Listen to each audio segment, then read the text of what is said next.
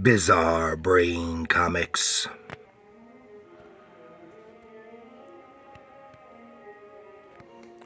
Oh, hello, my comic book friends, and welcome to Bizarre Brain Comics. I'm Gary, your host. This is where I like to take a look at some older comics, talk a little bit about the characters and creators, and examine the stories and the art. So, this time, here we want to have a little look at Green Arrow. Ready, steady, go! This is Green Arrow number 33 from 2004. Actually, it would be 2003 because it's a February cover date, so it would have been probably December or late November when it was released. Now, I know little about this particular run of Green Arrow. I liked Green Arrow. I really liked Mike Grell's reinterpretation of Green Arrow from the 80s and 90s. But I didn't follow up with this. And this is, I forgot to, there. Okay, this is written by Scott Beatty with art by Shawn Martinbrough. And for those who are not familiar with Green Arrow, don't know. Anyway, he is a fictional vigilante superhero comic book character from DC Comics. He first appeared in More Fun Comics number 73 in 1941, the same issue that Aquaman first appeared in. And he was created by Mort Weisinger and George Papp.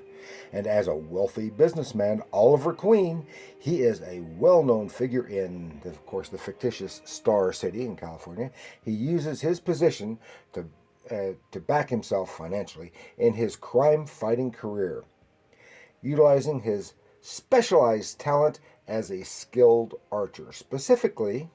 Superficially, he is similar to Batman, including having had a teenage partner in fighting crime in the form of Speedy. He has been a long-time member of the Justice League of America. And eventually he lost his fortune, but has continued fighting crime in Seattle, and has had an off and on relationship with Black Canary. And I guess at this point in time he has died and come back. Yeah, it happens a lot. Characters die and they get better, and I guess he has inherited another small fortune, and he has a new partner at this point in time, a young lady named Mia. And and this is where we pick up. And of course, the cover is kind of misleading. Well, not really, because it makes you think this is a story of the early Green Arrow, but it's not. It just starts there. Let us take a look inside the pages. Okay, it has some really decent artwork. It is slightly stylized, but it's very very well done. Visual storytelling is done very well, and I really like it. So we pick up here in Star City, California, the old steel mills of East Gary, a different time. So this starts off in the past with the earlier interpretation of Green Arrow and Speedy, and they're zooming someplace in the yellow arrow car. See, like I said, his kind of Batman, he has an arrow cave, he has an arrow plane, and the arrow car, much like the Bat plane, the Bat cave, and the Batmobile. And but at this point in time, they're going someplace, and Speedy and GA are having an argument. And it doesn't matter but here they are, Antiques Roadshow, and they come smashing into this warehouse where these Cobra agents, terrorists, whatever, and they have all this stolen ordnance, most specifically some missiles of some kind, in here. And they come smashing in, boom, with arrows flying, doom, doom, doom, things blowing up, kicking butt, taking names, while they're still arguing. And then at the end, the place is ablaze. And this is the point when Speedy and Green Arrow go their separate ways. Arrow tosses the remote control to the car to Speedy and says, "Get the car, get the car, will ya?" And Speedy tosses it back, and he takes off and says, "So consider this my notice, boss." And he takes off. So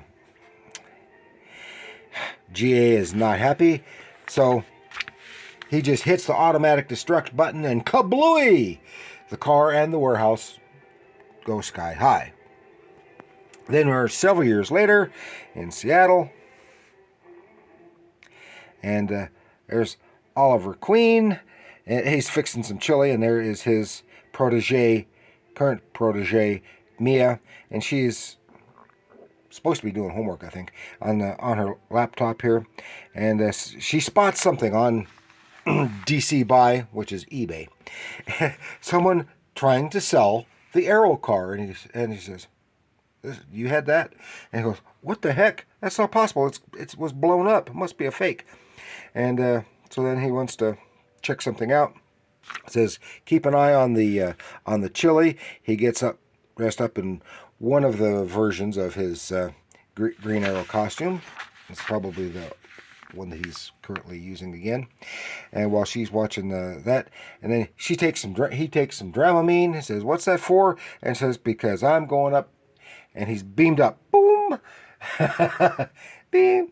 He is beamed to the Justice League Watchtower, which at this point in time was on the moon. And the Dramamine was because he has a tendency to get sick from being transported and puke it up.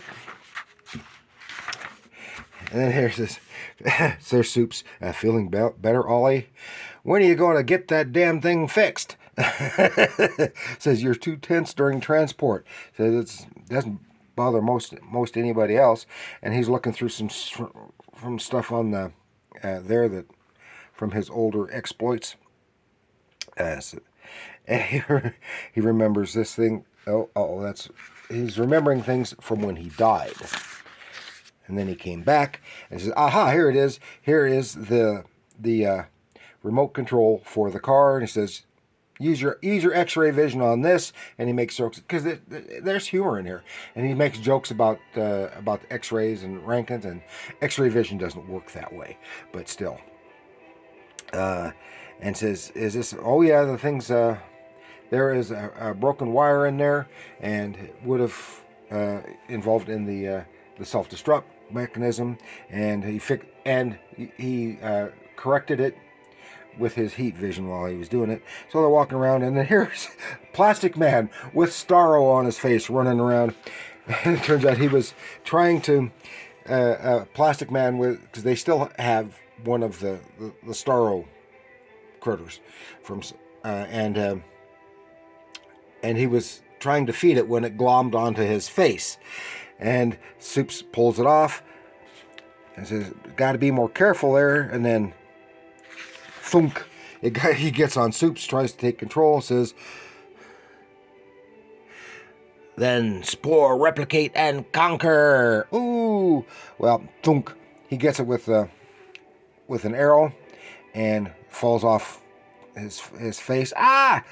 Then he, with his arrow, it has a poof, incinerates the thing, so they don't have to worry about that anymore. Nipped another Starro invasion in the bud. Meanwhile, This is the guy who has the Arrow car up for auction on eBay, and here's this guy pops up. He's a creepy looking fellow. Don't know who he is. He wants to take a look at the car, and he offers to buy it outright, and says bid on it. It's up for bid, and on eBay, check it out. And he asked where he got it. This is where we find out that the car did not actually blow up. Said there had been he was a fireman, and when they finished putting out the fire in the warehouse, the car was sitting there intact, and so he took it home and he kind of restored it because it was damaged. And when he moved, and he's used it many times in parades and stuff in the city. The guy wants it back. Said, "Okay, I'll get it." Then here we are back on eBay, and Mia's trying to talk Ollie into buying the car, and he's resistant, and so she is. And he has access to quite some funds, and she is bidding in his name, more or less. And so it's between her and the guy in the red hood. And a bidding war when suddenly, boom, they're outbid completely. What? Oh, crap. They're both dejected. And they can't get there. And it goes, "You've been sent an instant message." Go, "What? Yikes!" It says, "Encrypted at source. Tell him to take better care of his toys. The money's already en route. Remind him to thank me when he's not snapping arrows and fuming. Stay in school." With the bat emblem. So we know it was Batman. Then they are beamed to the location to pick it up. And of course, this is her first time being beamed. And she goes, upsets her. Says, "Told you not to order the big breakfast." So there they are. And there's the note. Says, "Hi bidder, I got the money in a Swiss bank account, just like you said. Keys are in the Aeromobile. Keep the house if you want it. Me and the family will be in the Bahamas until spring. Car fiend." So it must have been vastly outbid by Bruce Wayne. So they're about ready to take off, and there's that guy again. And I gather he is a pirate-themed villain from the way he talks, but he's got an arrow, and it's not his bow and arrow, and it's not really his thing. He says, "My launch, is it, ye foul brigands?" Said, and she goes, "One of yours?" Said, "Never seen him before." Said, "Maybe he comes with a car, like a free tank of gas." "Not likely." And they take off. Boom! And he's chasing them, chase. And he's just about to catch up with the car, because he's on a hover disc of some kind, chasing him. When he pushes a button, does something which happens with something with the car. It goes low under the semi truck, and the guy goes splat on the side of the truck. And he's left behind. And I said, but then, while they're driving it back home to Seattle, just a few miles away, the engine basically blows up, burns up. Oh, crap. So there they are, stranded in Nebraska, trying to get back to Seattle. Now he's got the remote control. He pushes the button, kablooey, and he finishes what he started years before. And he says, "Not one word."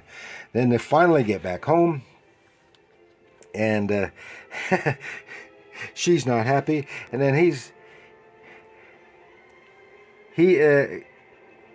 damn it, he sees a picture of him and Speedy, and he calls Speedy to kind of make up and reminisce about the good old days. And that was a very enjoyable. I don't think I ever had more than a couple of issues from this particular run. But so I don't know how well the whole run was. But since this is a one and done, which is what I like to see, this was a real good story. I liked the artwork. I really liked the way it was told. Had the touch of humor to it, which was good. Which is something that, remember when Green Arrow has had has had some TV adventures. Remember, he was a longtime recurring character on Smallville. He was basically to take the place of Batman because they weren't allowed to use Batman, Bruce Wayne. So, and then after that, he was the titular character in the Arrow TV series in the Arrowverse, and that was overly dramatic, really, for the most part, with a little bit of humor once in a while. And I enjoyed both of those, and of course, the Arrow show gave rise to the Arrowverse on TV, which of course later featured the Flash, Black Lightning, Supergirl, Legends of Tomorrow, etc. So that is all I had to share with you this time. This issue of Green Arrow, I really enjoyed it. I think they did a bang up job. I liked the juxtaposition of the classic Green Arrow and the more modern version of Green Arrow. So I want to thank you for joining me. Please like, share, subscribe. Leave your comments down below. Tell me what you think of Green Arrow. Which version have you liked through the ages, if any of them? Maybe you don't like Green Arrow. Maybe you think, like a lot of people, just don't like Hawkeye because, well, he's got a bow and arrow. But he's got all these gimmick arrows and stuff. So there's, of course, the Mike Grell interpretation, which was really popular for quite a while, or the original Batman ripoff Green Arrow. Let me know in the comments below. And remember, comics are art.